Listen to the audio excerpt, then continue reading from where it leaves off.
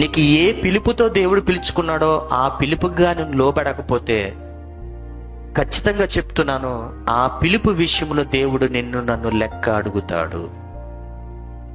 దేవుడు నిన్ను పిలుచుకున్నాడేమో సంఘ పరిచారకురాలుగా, దేవుడు పిలుచుకున్నాడేమో ఒకవేళ ఆ యొక్క సౌండ్ సిస్టమ్ పెట్టడానికి, దేవుడు పిలుచుకున్నాడేమో ఏ కోణంలో దేవుడు మధ్యలోకి ఏదో ఒక పిలుపుతో దీన్ని పిలిచాడు, వచ్చి వాక్యం వినడానికి కాదు. ఈ రోజు నా ప్రశ్న ఏంటంటే, అబ్రహాము విశ్వాసం ద్వారా ఆ పిలుపుకు లోబడినట్టు అసలు నీ పిలుపేంటి? ఆ పిలుపుకు నువ్వు లోబడగలుగుతున్నావా? ఆ పిలుపు నీకు గుర్తుందా?